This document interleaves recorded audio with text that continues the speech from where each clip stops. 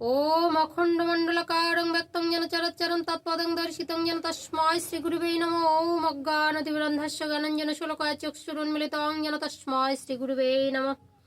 कृष्णाय वासुदेवाय हरे परमात्मने प्रणत क्लेशनाशाय गोविन्दाय नमः नमः। हे कृष्ण करुणा सिंधु दीनबन्धु जगत्पते गोपेश गोपिका कांत राधा कांत नमस्तुते। नमो ब्रह्मण्य देवाय गो ब्रह्मण्य हिताच जगदिताय कृष्णाय गोविन्दाय नमः नमः। तप्त कांचन गौरांगी राधा वृंदावनेश्वरी विश्वभानुसुतं देहि प्रणमामि हरिप्रिये। ओम नमो भगवते वासुदेवाय। जय শ্রীকৃষ্ণ। রাধে রাধে। শুধু কৃষ্ণ ভক্ত, গৌর ভক্ত, হরি ভক্ত, আমার মা সকল, বাবা সকল, আপনাদের প্রতি প্রত্যেকের চরণে সশ্রদ্ধ প্রণাম জানিয়ে শুরু করছি আজকের গীতা পাঠ। তো আজকের গীতা পাঠের বিষয় শ্রীমদ্ ভাগবত গীতার পঞ্চম অধ্যায় সন্ন্যাস যোগ। শুরু করব 21 নম্বর শ্লোক থেকে। আগের এপিসোডে আপনারা 20 নম্বর শ্লোক পর্যন্ত শ্রবণ করেছেন। চলুন আমরা 21 নম্বর শ্লোক চলে যাব। কতদূর পর্যন্ত করছি? 21 থেকে 30 নম্বর শ্লোক পর্যন্ত আমরা আজকে পাঠ করব। আপনারা আস্বাদন করবেন। তো বাবা, এই যে মহৎ কৃতামৃত সুধা, আমি কিন্তু বাবা সেই রকম ভাবে আপনাদের সামনে হয়তো বিশ্লেষণ করতে পারি না। তো আপনাদের কাছে ক্ষমা চেয়ে নেব, ভুল ত্রুটি মার্জনা করবেন। এই যে শ্রীকৃষ্ণ ভগবানের নাম বা তার লীলা কথা আস্বাদন শ্রবণ আমার দ্বারাই হয় না, আমি অধম পাপী। তো আপনাদের কাছে ক্ষমা চেয়ে নিচ্ছি। ভিডিও শেষে যদি ভালো লাগে অবশ্যই চ্যানেলে লাইক শেয়ার কমেন্ট করে চ্যানেলটি সাবস্ক্রাইব করে পাশে থাকবেন। চলুন আমরা শ্রবণ করি। জয় নিতাই। তো আগের এপিসোডে মানে 19-20 নম্বর শ্লোকে ভগবান কি বলেছিলেন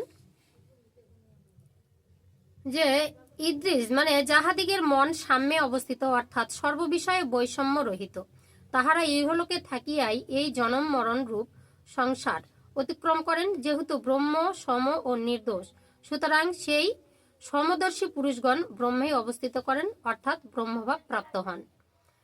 আর কি বললেন 20 নম্বর শ্লোকে? ইদ্রিস ব্রহ্মজ্ঞ ব্যক্তি স্থির বুদ্ধি, সর্বপ্রকার মোহবর্জিত এবং এই ব্রহ্মেই অবস্থিত অর্থাৎ ব্রহ্মভাবে ভাবিত, সুতরাং তিনি প্রিয় বস্তু লাভেও ইষ্ট হন না, অপ্রিয় সমাগমেও উদ্বিগ্ন হন না।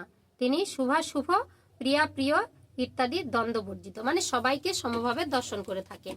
কি এলো কি গেল তার এগুলো কোনো না, মানে সমস্ত কিছু সমানভাবে দর্শন করেন ব্রহ্ম ব্যক্তি, ব্রহ্মজ্ঞানী ব্যক্তি যারা।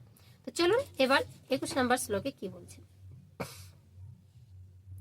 বাহ্য স্পর্শম শক্তান্ন শক্তান্নত্তা বিন্দ তত্ত্বনিয়ত সুখম স্বব্রহ্ম যোগযুক্তাত্তা সুখম অক্ষয়মশ্নুতে।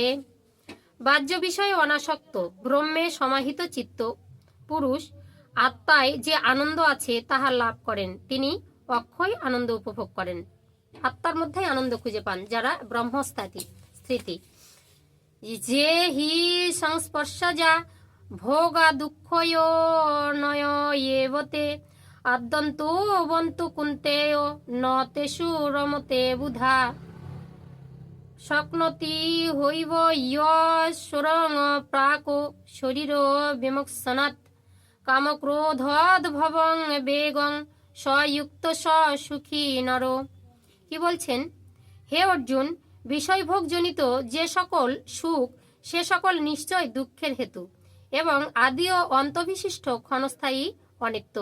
বিবেকী ব্যক্তি উহাতে রত হন না। কি বলছেন? হে অর্জুন, বিষয়ভোগজনিত আমাদের যে জ্ঞানেন্দ্রিয় পঞ্চেন্দ্রিয় মানে কর্মেন্দ্রিয়গুলো রয়েছে তারা বিষয়ে আকর্ষণ করে। বিষয় ভোগ, সেটা কি বলবো, সমস্ত কিছু এটা আমার আছে, কালকে যদি এতটা হতো, এরকম নানা রকমের যে একটা লোভ, কামক্রোধ লোভ মোহ মদ মাৎসর্য, এগুলোতে সবাই কিন্তু কি করে, বিবেক কিন্তু ভস্ম হয়। ক্ষণস্থায়ী সুখ এগুলো, এগুলো সুখের কোনো দাম নেই, উহাতে তুমি রত হও না। আর কি বলছেন?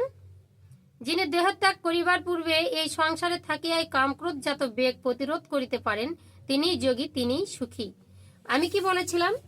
যোগ সাধনার কথা বলেছিলাম যে কোন কর্ম করতে না করছেন। দেহধারী ব্যক্তি দেহ থাকিতে যদি কাম ক্রোধকে কন্ট্রোলে নিয়ে আসতে পারেন, কামকে প্রেমে পরিণত করতে পারেন, যে আমাদের যে কর্মেন্দ্রিয় দ্বারা যে কাজগুলো হয় সেগুলো সব কিন্তু পাপের ঘরে চলে যায়, সেগুলো থেকে যতটা বিরত থাকবে। তাই বলে কি সঙ্গম করবো না? দিদি ভাই, আমরা কি সঙ্গম করবো না? স্বামী স্ত্রী যৌন মিলন যদি না করি তাহলে সংসারে সন্তান কি করে আসবে? সৃষ্টির কারণেই একমাত্র করা যাবে।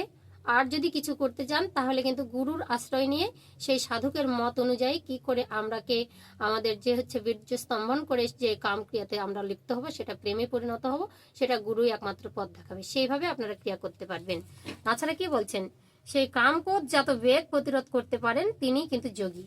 কাম ক্রোধকে যদি নিজের বশে আনতে পারেন, তার জন্য কি করতে হবে, গুরুর আশ্রয় নিতে হবে, সাধন ভজন করতে হবে, যোগা করতে হবে, ধ্যান প্রাণায়াম করতে হবে, তাহলেই কিন্তু সেটা কন্ট্রোল হবে, নচেত কিন্তু না। তো তাহলে তুমি যোগী হবে। যোগ সাধনা তাহলে কেন মানুষ সাধন ভজন করে, এই কারণে করে। ঠিক আছে।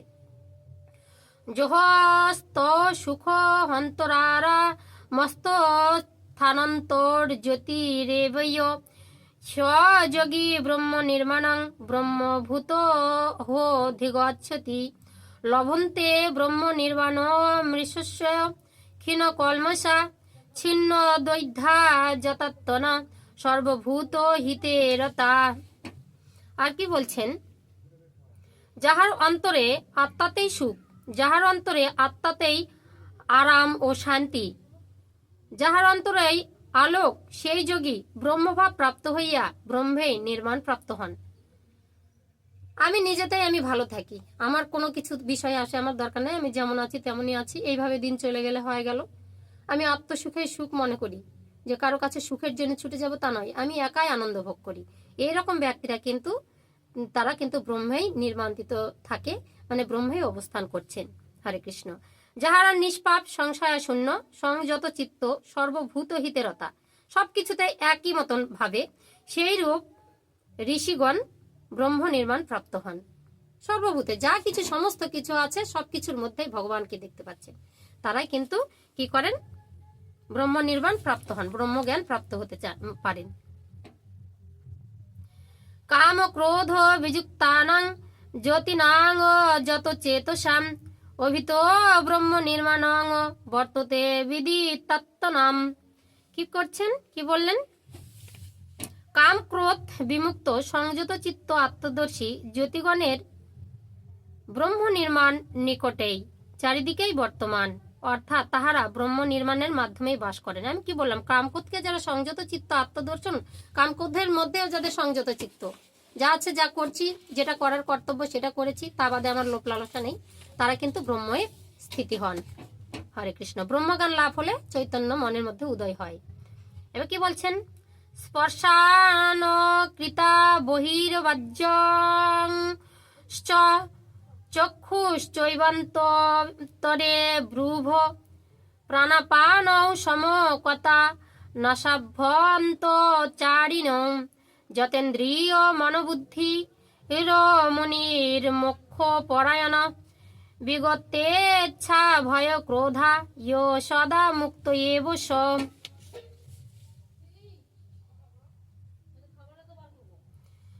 কি বলছেন, বাহ্য বিষয়সমূহ মন হইতে বহিষ্কৃত করিয়া চক্ষুদ্বয়কে ভ্রু মধ্যে স্থাপন করিয়া, যেটাকে যোগ সাধনা বলা হচ্ছে, প্রাণ ও অপান বায়ুর ঊর্ধ্ব ও অধোগতি সমান করিয়া উহাদিগকে নাসা মধ্যে রাখিয়া যিনি ইন্দ্রিয় ও মনকে সংযত করিতেছেন এবং যিনি মোক্ষপরায়ণ ইচ্ছা ভয় ক্রোধ বর্জিত আত্মমননশীল, তিনি সর্বদাই মুক্ত। তাহলে আমাদের আত্মার মুক্তির জন্য কি করতে হবে, মনকে একাগ্র চিত্ত করিয়া ভ্রু যুগলের মধ্যে মনকে স্থাপন করিয়া, কি বলছে, প্রাণ ও আপান বায়ু ঊর্ধ্ব ও অধোগতির সমান করিয়া, মানে প্রাণায়াম করতে বলছেন। নিঃশ্বাসটা নিয়ে মনটাকে স্থির করে ভ্রু যুগলের মধ্যে স্থাপন করতে বলছেন, আর প্রাণায়াম যোগ সাধনা করতে বলছেন। তাহলে কি হবে, মনকে স্থির হবে, আর আমাদের হচ্ছে আত্মার মুক্তির পথ দেখাবে, তিনি সর্বদাই মুক্ত হবেন। এইভাবে আমাদের কি করতে বলছেন, অভ্যাস করতে বলছেন, যোগ অভ্যাস করতে বলছেন, তাই না? তো কি বলছে, সন্ন্যাস যোগ, কথাটার মাহাত্ম্য কি, যে আমরা গীতাতে এখন সন্ন্যাস যোগে আছি। সন্ন্যাসী যারা, সন্ন্যাস যোগে যারা থাকেন, তারা এইভাবে নিজেকে সন্ন্যাসী করেন। কেমন করে, সংসারে থেকে প্রাণায়াম দ্বারা মনকে কন্ট্রোল করা, তারপরে হচ্ছে তোমার কাম ক্রোধ লোভ মাৎসর্যকে নিজের কন্ট্রোলে আনা, সংসারে থেকেই এই রকম ক্রিয়াগুলোর দ্বারাই তারা নিজেকে কন্ট্রোল করতে চেষ্টা করেন। তার জন্য কি প্রয়োজন, গুরুর প্রয়োজন, তাই তো?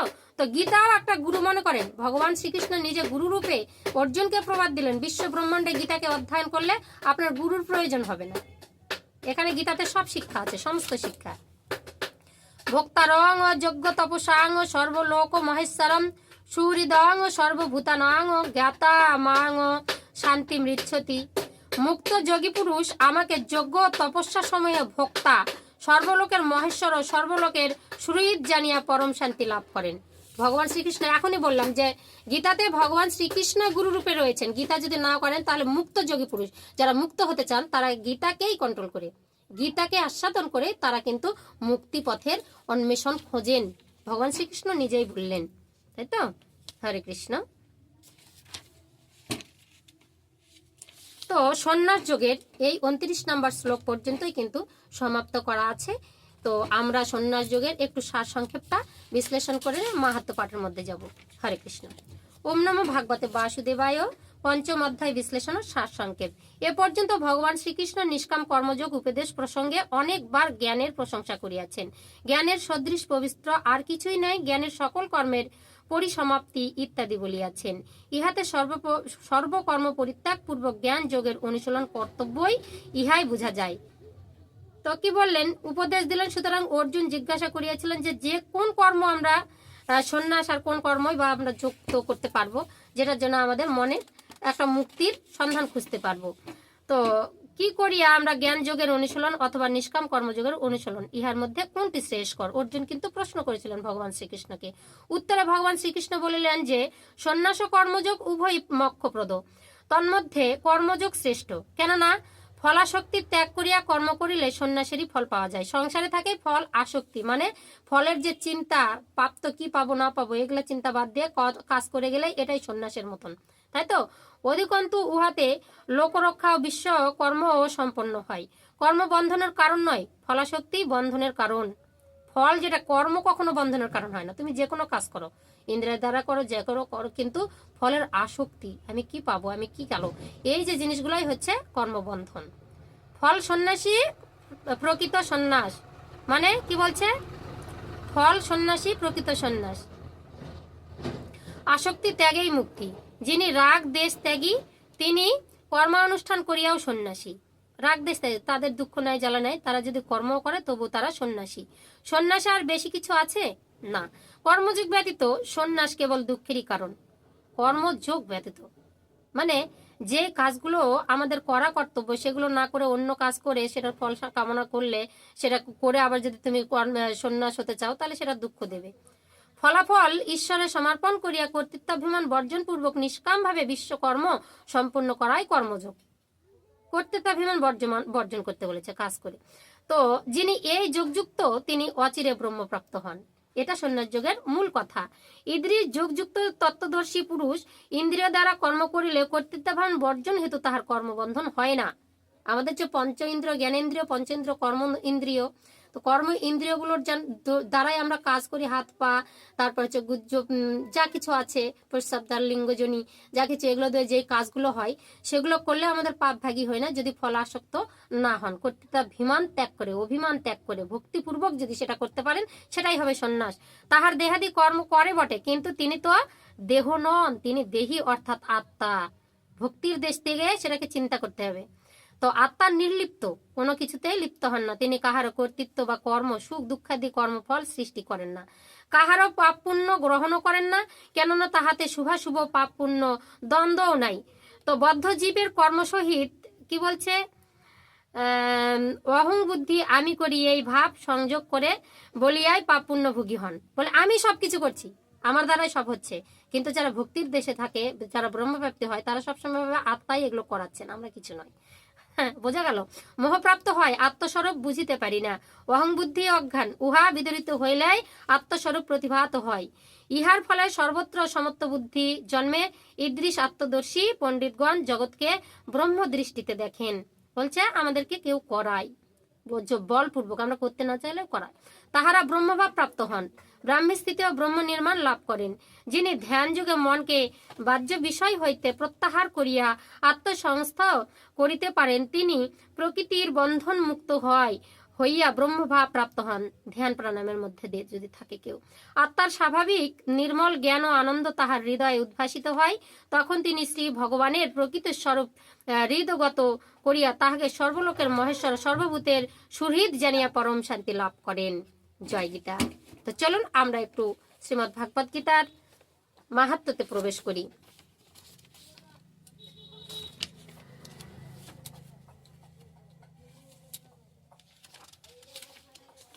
ওম নমো ভাগবতে বাসুদেবায়। জয় শ্রীকৃষ্ণ। শ্রী শ্রী গীতা মাহাত্ম্য। ঋষি কহিলেন, হে সুত, পুরাকালে নারায়ণ ক্ষেত্রে ব্যাসদেব কর্তৃক গীতা মাহাত্ম্য যেরূপ কীর্তিত হইয়াছিল, আপনি তাহা যথাযথ বর্ণন করুন। সুত কহিলেন, ভগবান, আপনি উত্তম জিজ্ঞাসা করিয়াছেন। ইহা পরম গোপন বস্তু, সেই উত্তম গীতা মাহাত্ম্য কে বর্ণন করিতে সমর্থ? কৃষ্ণ ইহা সম্যক রূপে জানেন। কুন্তিসুত, অর্জুন, ব্যাসদেব, ব্যাসপুত্র সুখদেব, যাজ্ঞবল্ক্য, মিথিলাদিক জনক কথঞ্চিত অবগত আছেন। অন্যান্য সকলের নিকট শ্রবণ করি আমি লেশমাত্র কীর্তন, অন্যান্য সকলে অপরের নিকট শ্রবণ করিয়া তাহার লেশমাত্র কীর্তন করেন। আমিও ব্যাসদেবের মুখ হইতে যেরূপ শ্রবণ করিয়াছি, তাহাই এ স্থলে কিঞ্চিত বলিতেছি। সমগ্র উপনিষদ রাশি গাভী স্বরূপ গোপালনন্দন ভগবান শ্রীকৃষ্ণ দহনকর্তা অর্জুন বৎসে এবং মহৎ গীতাবিত দুগ্ধ স্বরূপ সুদিগণ তাহা পান করেন। যিনি লোকত্রয় উপকার্থে প্রথমে অর্জুনের সারথ্য স্বীকার করিয়া গীতামৃত প্রদান করিয়াছিলেন, সেই পরমাত্মা শ্রীকৃষ্ণকে নমস্কার। যে মানব ঘোর সংসার সাগর হইতে উত্তীর্ণ হতে ইচ্ছা করেন, তিনি গীতারূপ নৌকা আশ্রয় গ্রহণ করিলেই সুখে পার হইতে পারেন। দেবকী নন্দন শ্রীকৃষ্ণ গীতা পাঠে যেরূপ পরিতুষ্ট হন, বেদ পাঠ, দান, যজ্ঞ, তীর্থ দর্শন ভোতাদি দ্বারা সেরূপ প্রসন্ন হন না। কিন্তু কেন? ভগবান শ্রীকৃষ্ণ নিজেই বললেন, হে পার্থ, গীতায় আমার হৃদয়, গীতায় আমার সর্বস্বসার, গীতায় আমার অদগ্র এবং অব্যয়জ্ঞান স্বরূপ, গীতা আমার উত্তম স্থান, গীতা আমার পরম পদ, গীতা আমার পরম গুজ্জ, গীতা আমার পরম গুরু, গীতা আশ্রয়ে আমি থাকি, গীতা জ্ঞান আশ্রয় করি আমি ত্রিজগৎ পালন করি। কেন? গীতা আমার ব্রহ্মরূপা পরমবিদ্যা, ইহাতে সংশয় নাই। গীতা অর্থমাত্রা রূপিণী, নিত্য অনির্বাচনীয় পদস্বরূপিণী। হে পাণ্ডব, আমি গীতার গুজ্জ নাম সমূহ বলিতেছি, শ্রবণ করো। ওই নাম সকল কীর্তন করা মাত্র বা শ্রবণ করা মাত্র সমস্ত পাপ বিনষ্ট হইয়া যায়। তো চলুন আমরা একটু শ্রবণ করে নেই। গঙ্গা গীতা, সাবিত্রী সীতা, সত্যা পতিব্রতা, ব্রহ্মবলী ব্রহ্মবিদ্যা, ত্রিসন্ধ্যা মুক্ত গেহিনী, অর্ধমাত্রা চিতানন্দা, বভগ্নি ভ্রান্তি নাশিনী, বেদত্রয়ী পরানন্দা, তথার্থ জ্ঞান মঞ্জুরি। জয় গীতা, জয় গীতা, জয় গীতা। নিষ্ফল চিত্তে যেজন ব্যক্তি এই নাম সকল জপ করেন, তিনি ইহলোকে নিত্য জ্ঞান সিদ্ধি এবং অন্তে পরমপদ লাভ করেন। হরে কৃষ্ণ।